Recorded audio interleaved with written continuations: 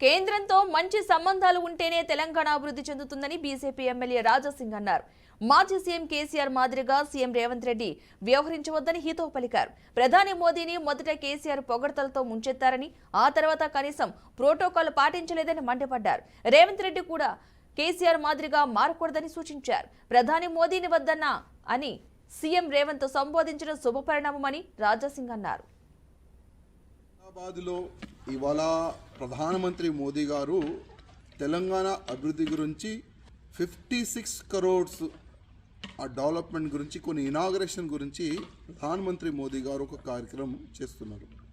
అదే కార్యక్రమంలో తెలంగాణ ముఖ్యమంత్రి రేవంత్ రెడ్డి గారు కూడా వేదిక పైన ఉన్నారు. వేదిక పైన నుంచి రేవంత్ రెడ్డి గారు మోదీ గారి గురించి చాలా మంచి మాటలు చెప్పినారు. పెద్ద అన్న అన్నాడు. అదేవిధంగా తెలంగాణ డెవలప్మెంట్ గురించి సహకారం కూడా రేవంత్ రెడ్డి గారు ప్రధానమంత్రి మోదీ గారికి ఒక నివేదిక చేసినారు. దాని తర్వాత కేంద్రంలో బీజేపీ గవర్నమెంట్